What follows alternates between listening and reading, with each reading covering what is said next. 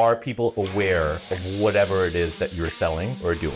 You want to think about like what you can do and what is actually achievable and what makes sense for the business. So it's like I was telling you the other day, Mason, regardless of what you're doing in business, everything is going to break down to sort of the same thing. And then there's a lot of things that are going to branch out of that.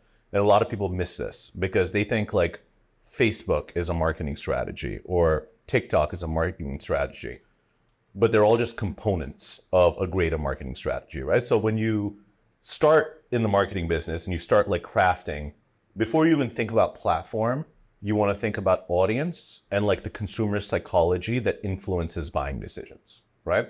So if you think about how we just behave as consumers, whether product, service, software, B2B, app, it really doesn't matter. It comes down to the same thing.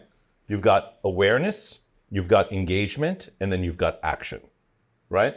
So awareness, self-explanatory. Are people aware of whatever it is that you're selling or doing? Right. Engagement, are they engaged with whatever it is that you're doing or selling? And how do you measure the engagement? Because, because I feel like engagement can be part of action, no? 100%. So engagement leads into action, and engagement is a spectrum, right? So I'll get to that for sure. Okay. And actually that helps because there's a model called AIDA, right? Like it's a framework that's been around for a long time in the marketing world. And it essentially like takes this like general concept and just goes a little bit deeper, So AIDA, A, awareness. D, desire. Not D. It's good. I, interest. D, desire. And then finally A, action, right? So the AIDA framework essentially says, are people aware? Are they interested? Do they desire it? And are they going to make a decision? And the decision can be yes, or the decision could be no. But the work you do up here is going to inform what decision they make. Because you have to remember, in marketing and advertising, you can't force people to buy anything. Like the modern consumer is way too educated. They research before they buy. They have access to information at their fingertips. But while you can't force them, you can definitely influence the decision they make. So when you talk about engagement or you talk about getting people from interested to desire, like you're a fashion guy, right? Yeah. So I guarantee you see a lot of fashion brands where you're like, I am vaguely interested in this. Yeah. But there's a difference between being interested in something and desiring something. Desiring is, I want that. Now, it brings you into action. It leads you into action. Now, various things can impact what the action is, even if you desire it, price point being one of the major things. You may desire a cold plunge, but you may not want to spend $10,000 on a full, Well, what you just said is fully applicable to me at this situation. I'm dealing with this with the damn shirt company right now. Yep. They have a damn really nice shirt. Yep. I was like, I've never used that brand, but I heard about the brand and like, there was like a sale, but it wasn't that good of a sale, but it's also a good shirt. I'm like, I feel it in my heart that I want it, which is instead fashion. Sometimes I feel like there's certain shirts that I gotta have. So you desire it. I desire it, which was different than interest. Because at first I was interested. I clicked on an ad for like a different website. It was like 25% site wide. And one of the featured things were there was that brand. I'm like, I've been hearing about that brand probably from some awareness play. Yep. Fair to say? For sure. Started looking at their stuff. I'm like, I like these color schemes. I like this. It looks like good quality. I desire it. But I was like, I don't know, man. I got to buy this online. I don't know if I should spend $155 on a long sleeve t-shirt. But I'm probably going to end up taking action and buying it. That's the reality. Well, and that's why it's so important that all of these four stages work together around the target consumer, right? Because there are a lot of people, depending on the vertical that you're in, that are going to desire what you sell, but they're not your target audience for a variety of reasons. Mm-hmm. Let's use Louis Vuitton as an example, or Chanel, or any of the Rolex, any of the premium luxury brands. Right. If you think about the number of people who desire that specific brand, it's absolutely astronomical. It's astronomical relative to the number of people who can actually afford to purchase. Right. Right. So these are all things that you're factoring in when you're crafting a marketing strategy. So it's important to understand the stages because you want to know how you want to move people through it. It's equally important to know who you're targeting because you don't want to target the wrong people that are going to get to the desire spot where you're going to spend time and money to get them from here to here to here, but they're never going to take an action step in your favor because they're the wrong candidate profile. Yeah. Right? So now you, at $155 shirt, you could... Can I? Sure. So regarding the desire thing, it's interesting that, it's broken down like this. One thing that I've noticed is also when we're doing strategies for various companies that come our way, depending on where the company is along in this model, like maybe it's a brand new company, so awareness is number one, right? Maybe it's a company that's already present, but people don't know about them. Well, then actually, so people are aware of you, but we've not built up interest. The example you use with Rolex, yes, there are a lot more people that may desire Rolex, and not so many people that can take action. But what Rolex has also done is they've limited their supply, which further increases the desire and continues the desire for those people to take action. Yeah. So the second they put product on the market, it's gone. Because for brands like that, exclusivity is a part of the business model. Like it doesn't work if there are not more people who can't get it than the people who can get it. Yeah. It's the reason they limit Ferrari sales and Lamborghini sales, and you have to have owned one in order to be able to own a future one, right? Yeah, which is a big part to the strategy, I'm assuming, because I'm sure this was very intentional. Oh, for sure. Right? Kind of a marketing play, so to speak, in that desire action phase, which is kind of cool. Well, I mean, there has to be alignment between product and marketing. So if you're selling a product that's exclusive, you don't want everybody to be able to have it. Like that runs... The Lakers did the same thing with their season tickets. Yep. You see their strategy versus the Clippers. You have to get like on a waiting list, I mean, at least up until this year, to even have the ability to buy season tickets. Yeah. You don't see them being like, hey, get your season ticket memberships now. You can drive around LA like 23, 24 season ticket packages on sale now. And it's like for the Clippers. And like because they target with ads, they target with ads, they hit you, but the Lakers do not do that. Well, they've done they desire, tapped into the desire to make you want something more premium. They tapped into the desire, but at a more base level, they've built a product where supply is significantly lower than demand. I mean, sorry, the opposite. Demand is way exceeds supply. I think they could just, buy our tickets now, and they don't need a wait list, but they've created. Yes. Well, but the truth is because there's way more people who want season tickets than there are season tickets available. Right. Like that's what happens when you win 16, 17, however many world championships, so it's sort of the same thing with, I mean, you can translate that, you can say Laker tickets, you can talk about sneaker drops, it's the exact same concept, so there's a reason that like a lot of brands, once they get to that point where your product becomes that desirable, it becomes really easy to sell product because they've done the hard work of making the product so desired that you don't have to invest a whole lot into marketing and advertising in order to be able to sell it just by the true merit of the demand on your product. Where it gets way trickier and where most business fall into is like there isn't a line around the block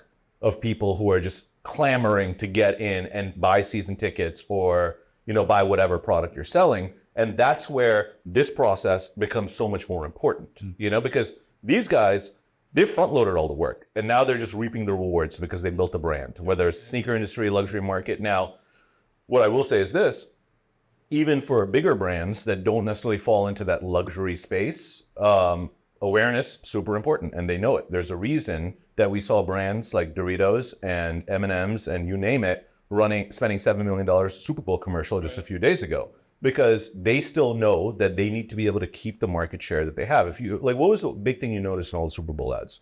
No calls to action. Outside of DoorDash was very smart. They had a call to action, and the data shows actually like during Super Bowl and after Super Bowl, DoorDash adoption just significantly increased because DoorDash actually pushed people to like download DoorDash now and you're going to get this. The rest of them, from CeraVe to like cool, cute Super Bowl commercials, but it's all about awareness. It's making sure that we like top of mind, basically, like 100%. Home Depot, Lowe's, they don't need to advertise, but they do so that when you make that decision, like, oh, I need some like supplies, I'm gonna go to Home Depot because that's like without a doubt, quickest thing I can think of. Without a doubt, So let's start with awareness, right? And we're going to go through awareness, engagement, all the rest of it. Like when you get into the awareness phase,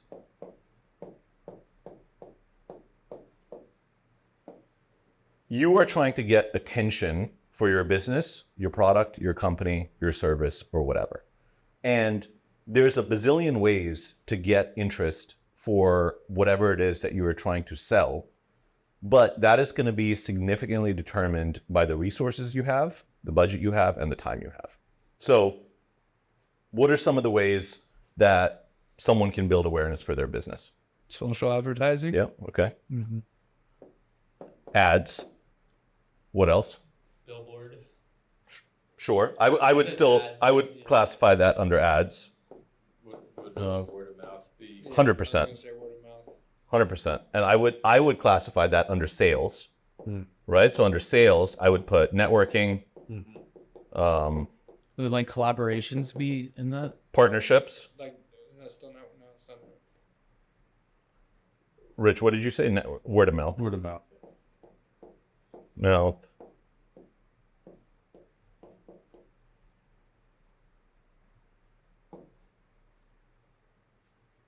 And now at this point, we're stumped. Yeah. What's next? Like outbound stuff. Yep. Cold outreach. I mean, I would still put that under sales, Right. but I would sort of like separate the two, right? Because like cold outreach to me is something you can do at scale, right? Like, so whether it's getting an email list of people that you can get in touch with and like cold calling versus, cold emailing and just like DMing people, like using social, like those are all ways, like that you can just go out and like blanket and like get exposure for your business. What about like utilizing tools like a website and other things to drive? For sure. So like SEO could be, you can see, like to me, your website primarily is for like the engagement stage, but you're going to find something else to drive people there. Sure. So usually, unless you dominate in SEO, but the truth is, if you're a newer business and you're working all of this out, SEO is extremely competitive, and the road to ranking organically for, competitive keywords or search terms, there's a massive path to being able to do that. So website for me is engagement stage, but this is like, how do I get people aware? Like social. Yeah. I mean, I know that falls under ads, right? And of course, like networking or whatever. Yeah. Well, what I would put under social is content creation, right? Yep. So IG, Facebook, TikTok, YouTube, you name it, right? Right. So, and I'm going to clarify this, one-on-one sales, right? So the point is there is a finite number of ways that you can get awareness and attention for your business. It's not unlimited, but depending on where you are as a business, you have to work with what you have at your disposal. So like everyone focuses on like what's optimal, right? Like, so if you're an apparel brand, what's the optimal way in order to be able to get attention for your business? Content, social ads, I would say social ads one, obviously you have to create content, you have to build a brand around it and all the rest of it. But what happens if you don't have the money and to be able to run social ads successfully? Chill outside on Melrose and wait for people to walk by and give out your stuff. One-on-one sales, right? Yeah. Cold outreach. You could DM 50 influencers, and say like, I'm giving away product for free. So a lot of businesses fall into the trap of saying like, I have to do like what everyone else is doing. And they're right in the sense that it may be the most optimal thing to run ads, billboards, social ads, Google PPC, or whatever it is, but your strategy has to align with your budget. And that's something that a lot of people don't factor in. So whenever you're thinking about awareness, you want to think about like what you can do and what is actually achievable and what makes sense for the business. So let's say, give me a business example. Give me an e-commerce business example. Oh, I was going to give the example of the company we were at this morning just because they're established, but people are not aware. Okay. So let's talk about them. They are a tool brand. They've been around for 30 years. They're in retail stores across the country. Right. People absolutely love their product, but they don't have the same level of brand awareness as the big players that you would see in a Home Depot and Lowe's and the rest of it. And their value proposition is they make something that's more expensive, but it'll never break. Whereas the competitors, you're going to replace this thing every 3 to 4 years. And as a matter of fact, The tools are designed to be replaced, right? Like that is a business model. This company's, they're not designed to. They're not designed to be replaced. So the competitors make inferior tools for a purpose because they want you to buy a new one every 5 years. There isn't enough money in them selling you one tool that's going to last 30 years. Like that doesn't make sense in their business model. There's no repeat business. Whereas with this company, they say the only time you buy another one of our tools is because you need a second tool. You're not replacing the first tool that you bought, right? So with these guys, even though advertising is new to them, business is not new to them. Right. They are a successful, profitable company that has realized they need to be able to expand their footprint and they need to compete with the other inferior brands. And what's the way to do that? Now, they do sell on Amazon. They don't sell on their website, but most of the people who buy from them buy in retail stores that they are at across the country. So from an awareness perspective, what makes the most sense is where you can reach the customer in the most efficient manner possible. Right. Reaching that person in the most efficient way possible comes in the form of social advertising, right? Correct. And Google ads, right?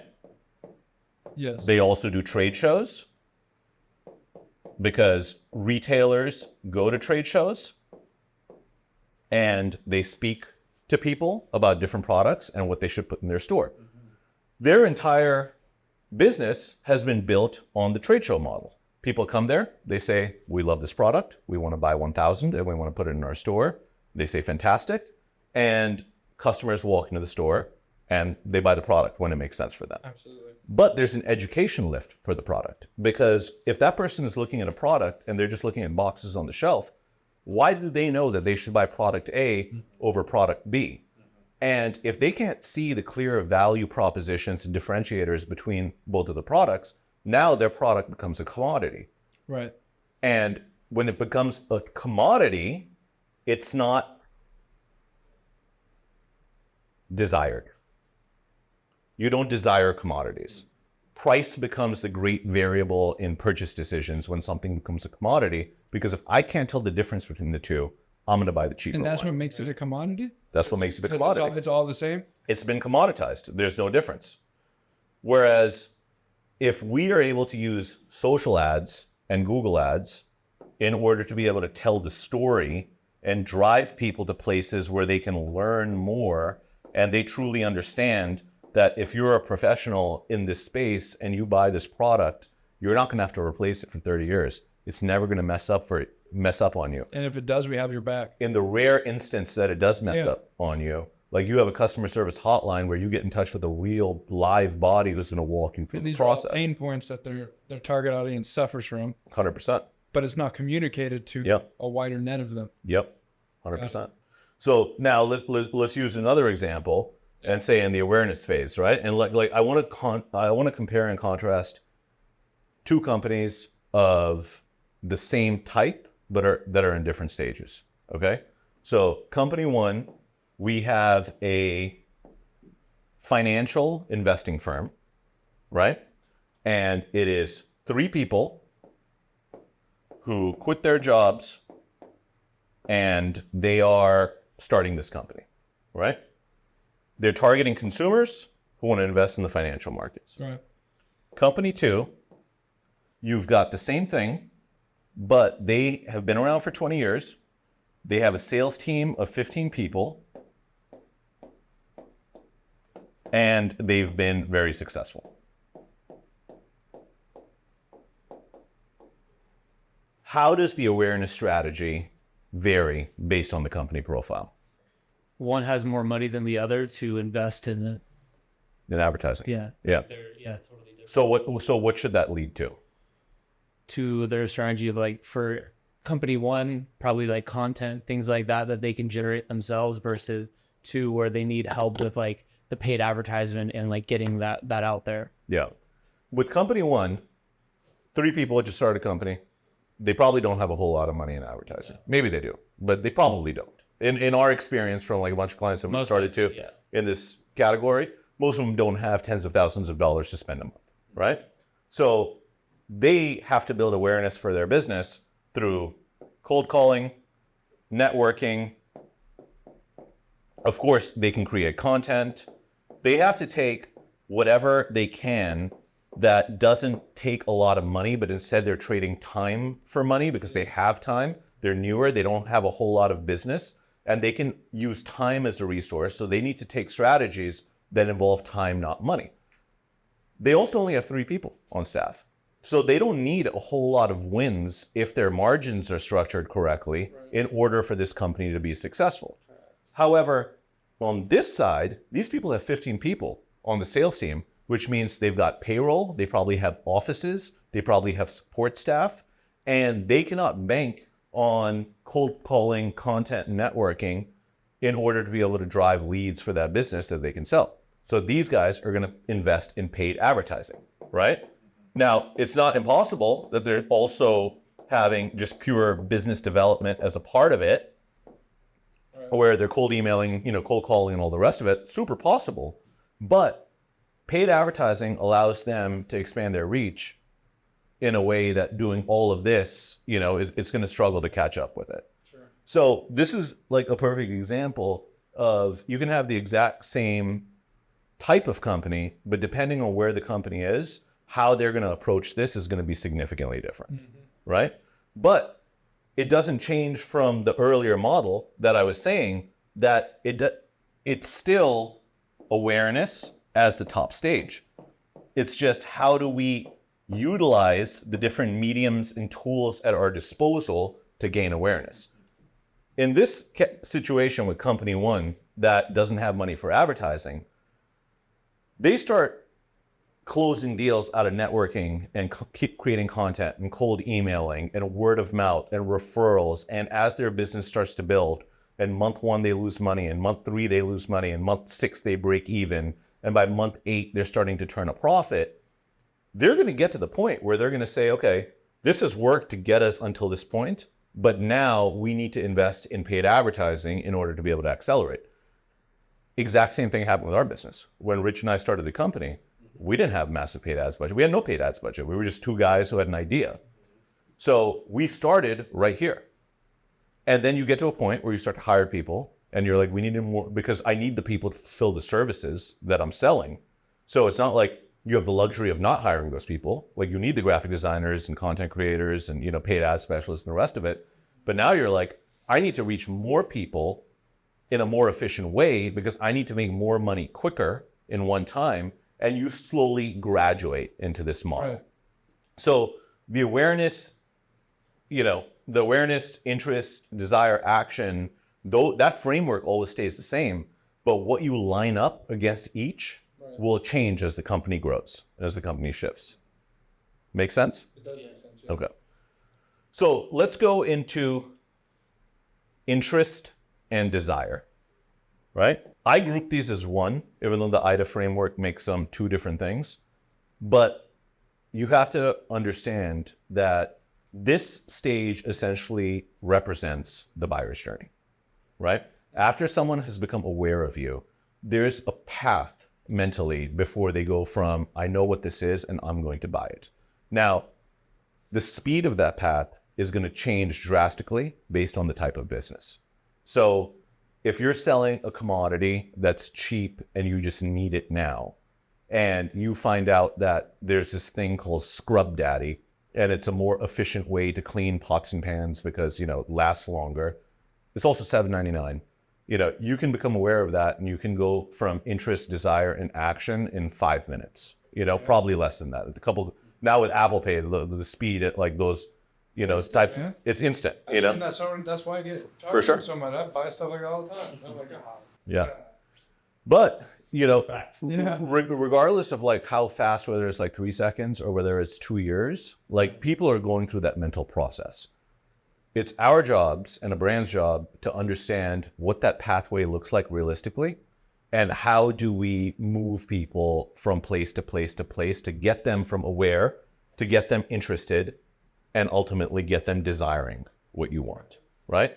So when you think about the journey, what are some of the things that impact how long that journey or how short that journey is going to be? I'm understanding your question correctly, as someone that buys a lot of stuff on social, would be the urgency of an offer matched up with something that I like.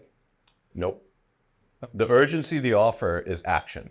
Because if the urgency of the offer is going to work, you already desire it. Yeah, but say something's like, say there's like a really nice sweater in, and I know it's like $800. Yep. And I kind of desire it, but when it's like 50% off, it's $400. Okay, I'll take that. Now I'll take desire that. it, you know what I mean? Yeah. It changed my desire. And it I'll wasn't take just that. about action. Okay. So I would actually tie this to price, right? Okay. So- yeah, price. So the offer is the way of achieving the price that is going to get you there. Right. But I would say price is definitely one of the things that impacts the buyer's journey. Generally speaking, not always, but generally speaking, the more expensive something is, the more considered the buying process is. Also, Even maybe you're loyal to a different brand.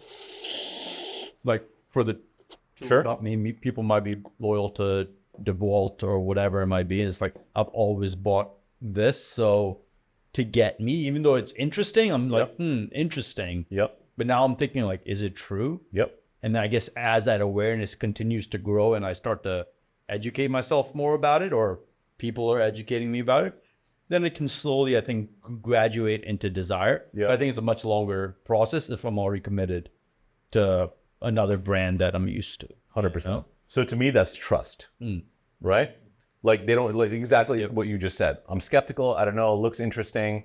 I will already use this other thing. I trust this other thing. Why should I trust you? Yeah. Right? Something for me that happens with trust when Rich was talking made me think of like kind of back to the awareness, because like the first time I see it, I may not believe it, but like if I see it across different places, I now have like that trust and I'm like actually interested. Doesn't mean like I desire it, but I'm like interested now. Yeah, for sure. I've seen it in multiple places. Frequency. Yeah. Yeah. Yeah. I was going to say like public adoption. If I'm starting to now see friends use it or friends buy it or people recommend it, or even like, I mean, you know, like a lot of UGC ads, it's like reviews of it. I'm like, oh snap. Okay. It furthers that trust factor. The credibility of it is huge.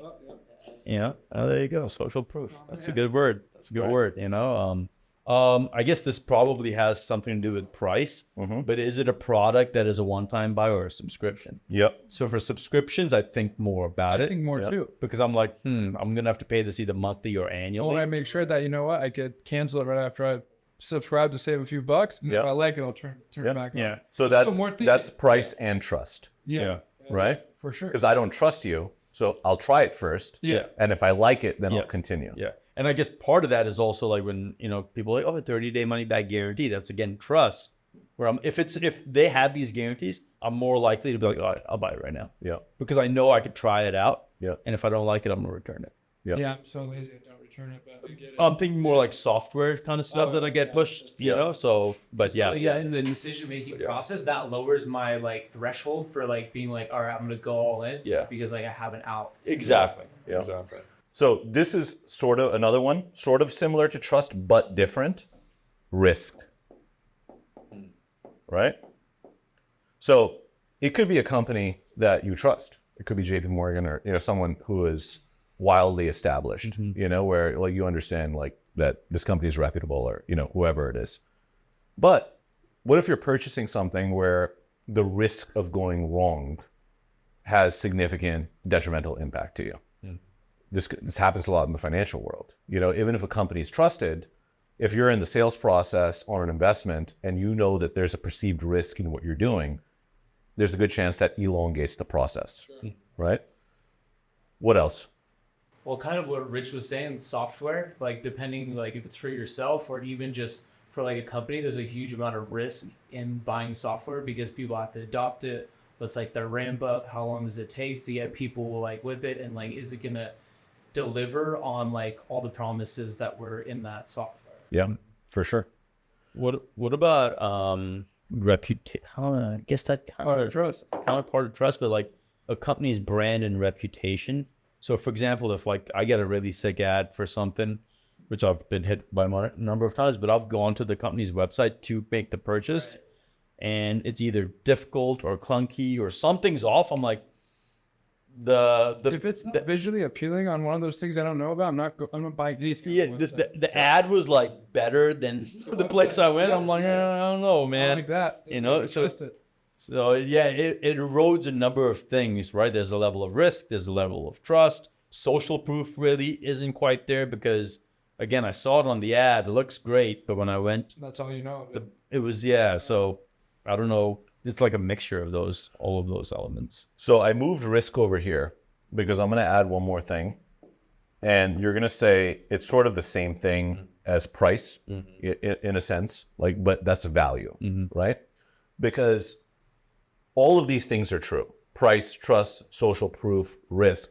But the biggest thing that impacts the buyer's journey and the decision as to whether people are going to go from desire to action is the relationship between price and value. Yeah. Generally, the bigger the problem is that you are solving, the more you can charge for it. It's not always true, but generally that is the case. And if the customer, when learning about your product or learning about your business, sees that the price aligns with the value being provided, it significantly shortens the decision-making time. Now, that doesn't mean that them having to trust you and them needing to see social proof and them having to have low risk in the decision-making process isn't extremely important. But in my mind, this is the big equation here. Price versus value. What is the correlation between price and value? And if you're able to nail price versus value, that's where you really start to see businesses take off. So whether you're in the fashion game, you're in the services game, I don't care if you're, who are these kids who are blowing up on TikTok doing street washing, right? Like the street cleaning videos, they're just power washing driveways.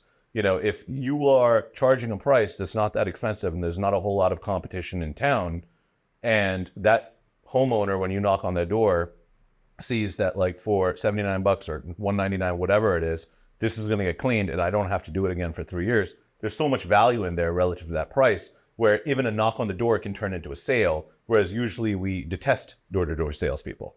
But this equation all of a sudden makes that valuable because it aligns so well.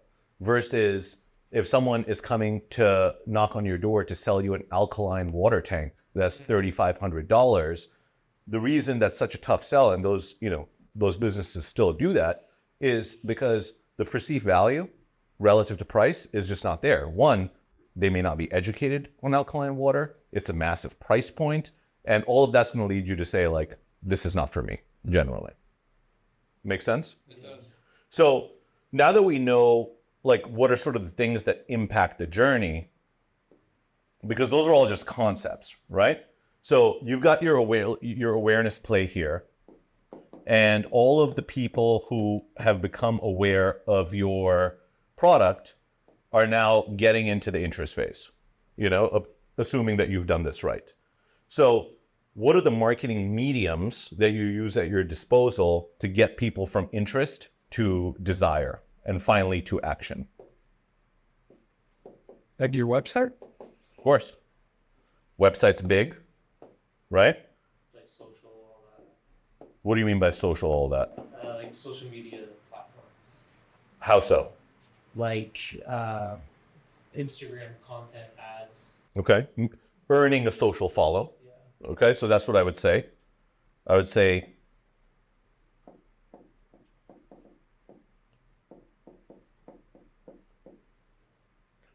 for sure. I'm aware of an ad. I see it. I like it. And so I would, quote unquote, engage with it by like stopping my dang thumb on it, seeing what's going on. At the bottom, I hit see more. I am now engaged. Yep. I am quickly from awareness to interested. Yep. Correct? Yep. I land on the website. I am now looking at what's offered on there. So let's pretend I'm not even looking at social files. Just I'm on a website. The offer that I saw seems to be true. Therefore, now I trust what I just saw. Scrolling through it, man, it looks really good. It's not like Rich and I were just talking about where it looks a little wonky. Yeah. And that, all that lines up. In fact, they have some of my other brands on here. This sounds really good. Right. And this is a great deal because I remember seeing that on another website. Right. Now I want to buy here. Yep. I am now in the desire phase just by simply having the ads. Yep. And what was in the ad connect to me because I was the right person to make aware. Therefore, I was interested and quickly went boom, boom, hit the website, and now I want to take action. Am I following this correctly? I'm following it perfectly. Okay. However, no, not you following. Am I following this correctly? you're following it. Yeah. But you're describing like the perfect scenario. But yeah, Right. that's why I'm a sucker. I've been trying to tell you. No, but you're not, because I guarantee you there's a ton of stuff that you didn't buy. There is a ton of stuff I didn't buy. That's Because correct. you're saying I'm a sucker because you're sort of making a joke where you're like, hey, like I buy a lot of stuff, which is true, but you probably buy sub 30% of the things that you actually look at, Also true. Okay, right? not that much of a sucker. So what kind of car you drive? A BMW? Correct. Lease or It's financed on some payment. okay payments? Yeah. Are you the type of person who buys a new car every time you pay off your car before you even pay off your car? No. So you pay it off and you drive it till Yeah. I mean, if it makes sense for me to sell it and get a better one, yeah. I'll do that. Yeah. So what happens if this new car all of a sudden hits the market and you look at it and you're like, this is really interesting. Like, I love the way this looks. My Beamer's getting kind of old. It drives fine, but it's getting kind of old, and like, I don't know if I want to jump back into another car payment or the rest of it. Yeah. But you really like this car. It looks really cool. I felt the same way when that new 7 Series came out. Yeah. Damn. So Kind of tight. that's the situation I'm talking about, right? Where like, because most of the time, like our job, like is very easy when we land on the perfect person at the perfect time where like price point works out and they're like, boom. Like I spend way more time thinking about the person who I know I can sell it to, but I need to do work, because the other ones I just take for granted. I'm like we're going to get those, like we're going to get those that are just like perfect alignment. They're going to sell.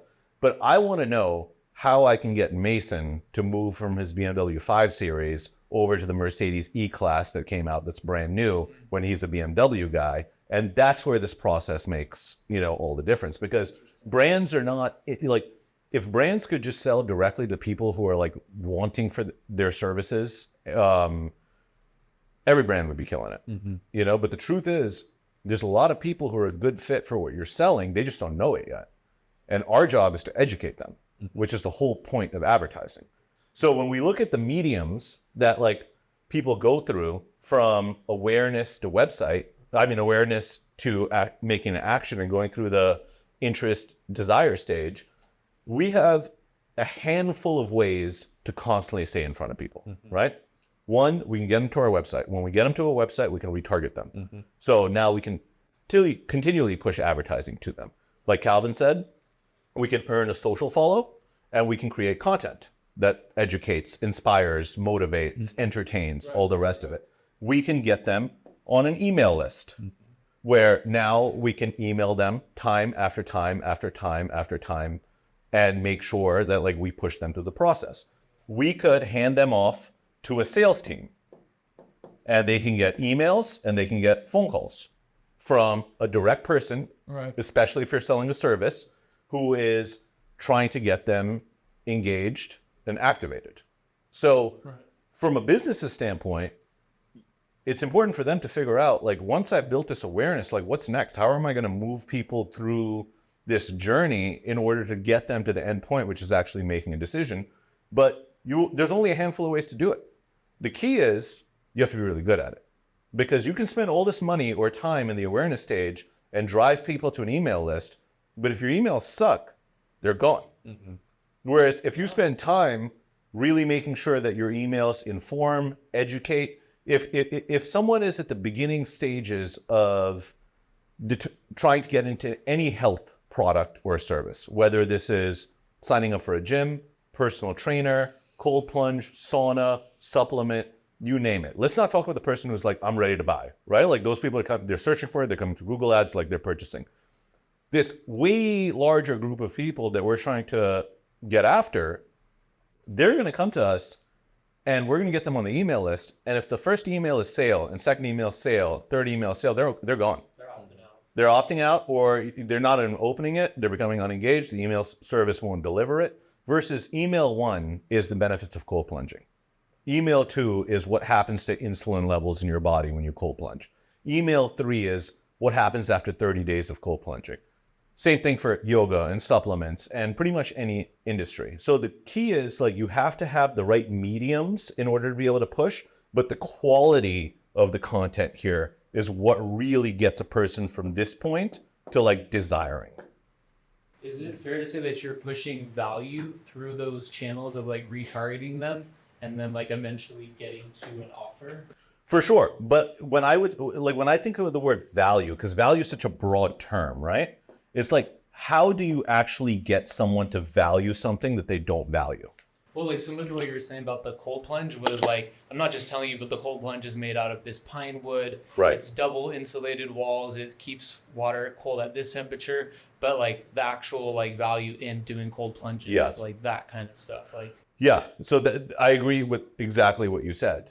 So when you say value, like I think like value relative to like, what it offers me. But like when I think about like how someone sees value in something, it's really just through education and information, right? Like that's the only way for someone to like see value where they don't. Like if a person has a problem that they already know what the problem is, and you can provide them with the solution to the problem, they see the value immediately. But there's a ton of people, especially for like different brands that we market, where we're attacking people who don't know they have a problem. So in that scenario, you have to first let them know they have a problem and then tell them what the solution is. So from a marketing and advertising standpoint, at the awareness level, it becomes like, did you know that you're struggling with this? Are you having a hard time doing this? Therefore, this is happening to you. Did you know that your financial portfolio is at risk? Did you know that, are you struggling with sleep? Like all of these various things, because, a lot of us operate through life dealing with different ailments or problems or pain points. We don't even stop to think about whether there's a solution to that. So Sure. When you're marketing or advertising a product, like depending, like exactly to your point, Calvin, if they don't see the value, we need to educate them to the problem that they're having, and this doesn't always need to be this crazy, like health related thing where it's, I'm sick and I can't sleep and I'm depressed or I'm anxious and, I have inflammation. That happens with these dang probiotics. It's targeted me like, hey, you feel a little more tired than usual. Yeah. Like, yeah, I actually am. Yeah. Oh, your brain's connected to your gut health. That could be a problem. I was like, those terrible like 3M like medical commercials. like, You're like, you know what? I do have that problem. I was like, I didn't know that. They're like, you take this and it'll do that for you. I was like, try it. Yeah. I'm gonna try it. Well, like what does Rolex sell? Rolex, Louis Vuitton, Prestige. Status. prestige. That's what they sell. What problem does that solve? Your insecurity. Yeah, it's exactly what it is. So for a person who is feeling insecure, and I don't want to say everyone who wears, No, they're not. But, I've bought a Rolex before, but so you know I'm dang well that they but- prey on that. yeah. But for a person who aspires to be viewed a certain way, status is important and prestige is important. They're You know not what? buying it to tell time. They're not buying it to tell time. Rolex makes Tudor, and Tudor is pretty much like, the Rolex people will like skewer me for this, but like Tudor is almost exactly the same as Rolex, like according to a lot of the watch people, who I've spoken to. It's a very similar brand. You can buy a Tudor for a couple $1,000. The equivalent Rolex is tens of thousands of dollars, right? Mm. So it's not necessarily about what the problem is. It's about what the problem is. It doesn't matter what the vertical is. It could be status, it could be prestige, it could be a person's not feeling healthy, it could be a person is, insecure, like all of those different things play into it. It's just like we need to know like what the emotional triggers are that we have to pull in order to be able to position the brand properly so that they see the value. Yeah. Almost Makes like sense. what's that primal like emotion that you're trying to like tap into For sure. to like kind of like ignite that value. Without a doubt. Because like we were saying, you weren't at that client meeting earlier today, Calvin, but we were chatting about how like we're all emotional buyers, like the person who thinks that they are a really A-type personality who is sitting there and like, really comparing the X's and O's. No one's like that. We make gut decision. We have gut instincts based on our subconscious perception of a brand, and then we look for information to reinforce that decision. And that's just generally how the marketplace goes. So then finally, if you do this process well, you're going to get a person to action. And action is either a yes, action is either a no, and action is maybe later, right? So yes are people who are, you've done your job. No does not necessarily mean you've not done your job. Because the way I look at it is if we can fully inform a person as to why they should buy a product and they don't, but we make the assumption that we've done the job correctly and they decide it's not for them, it's not for them. I just want them to get to that decision-making point, because way too many people never get out of this stage. They never get out of the engagement stage. They never get pushed to the point where they just need to make a decision, yes or no. And either one is fine. And later generally comes down to price or timing. Depending on what you're selling, especially if it's something that, like investments in cars, there's a time length there. So either way, you may decide, I can't tell you how many people now who are in the middle of leases know that they're going to buy a Tesla at the end of that lease. And that's been happening for some time. So you've pushed them to a later. It's actually a yes. But I know so many people personally who for years have been like, as soon as my lease is over, I'm going to go get the new Tesla, right? So the job is to push them to that action point. There's lots of things that you can incentivize action with, offers, urgency, all the rest of it. But ultimately, that's where you're going. So when you guys are, working on accounts, it's super important before a proposal gets put together, any of that, to understand who's the audience, what are the resources of the business, based on the resources of the business, where should they be building awareness? What's the most viable path to building awareness? Once they build awareness, what is the logical journey for the consumer with the information we have at the time? Once we know that journey, what are the mediums we have at our disposal in order to be able to move the person through that journey? And ultimately, what's going to get this person to an action step? And determining the resources of the business, one example is people and budget, right? 100%. So I know, because I'm sure you guys get it a lot all the time or on calls or whatever, but sometimes you push the question forward, so what's your budget? Yeah.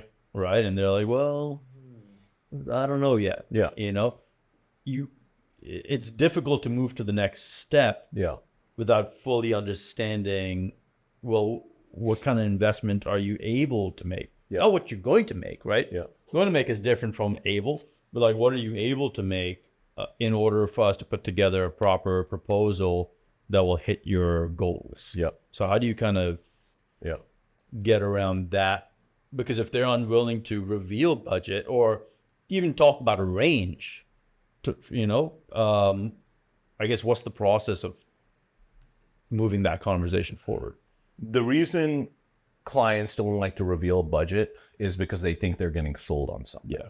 Right? Yeah. So we all live in this mindset where no one wants to release their hands. You go back to the shady car salesperson days of so clients or prospects rather can have this insecurity as to, if I tell them what I want to spend, they're going to charge me more. Mm-hmm. And I think when you educate the client on why that number is so important for us to be able to do our job properly, they get it. Mm-hmm. So for me, it comes down to having empathy for the client and not making it this battle where we're both playing poker with one another, but instead just saying we're on the same page. Yeah. But marketing and advertising is more math science and consumer psychology than it is creativity. Mm-hmm. And in order for me to be able to get a proper understanding of what success looks like for your business, I need to know what you're spending on advertising, because not only does it tell me what paths I should be looking at as far as channels go, but it helps me understand what the pathway to profitability is. Mm-hmm. So say a client tells me that their advertising budget is $5,000, right? One, I'm probably going to say, we need to take that $5,000 and invest it all in either Google or Facebook or TikTok or LinkedIn or whatever, depending on the business. If a client tells me they're spending $150,000, now I'm thinking about social, I'm thinking about search, I'm thinking about podcast advertising, I'm thinking about brand partnerships. So the more money a client is spending, the more tools and pathways it unlocks for them to be successful. Yeah. So one, it determines how we're going to allocate budget across different platforms. Yeah. But two, it also helps us forecast. Yeah. So if a client's telling me that their budget is $10,000, I'm immediately going to determine on that 10,000, what the average CPM is, that we're going to run at based on platform averages at the time. which is going to tell me what the reach is of the campaign. So if they're spending $10,000 and depending what the CPM is, say we're reaching 100,000 people, right? Now I'm going to do the math. I'm going to say, okay, if we reach 100,000 people and our ads are performing really well, so they're performing at a 2.5% click-through rate, that means it's 2,500 people out of the 100,000 that are getting into the website. Now, out of the people who are getting to the website, I'm going to say 5% of those, which would be 125 people, turn into customers. 125 times the price point, this is how much you generated in sales. So we're able to sort of do the math and say like, okay, what happens there if that total number is less than the advertising budget? We say, okay, the strategy is not going to work. Sure. But we can never do that math without figuring out what the process is. What the budget is, right? If that makes sense. The framework is simple.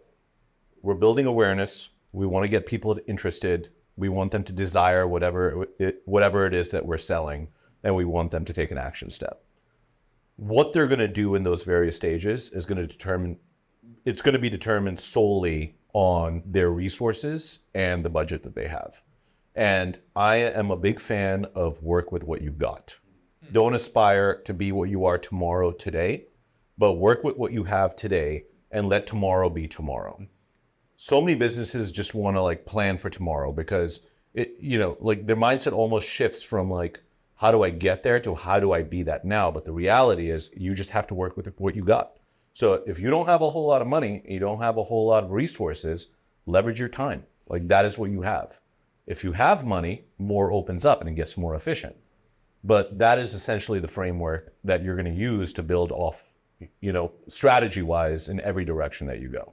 If you found this video valuable, don't forget to like and subscribe for more tips and strategies on how to grow your business.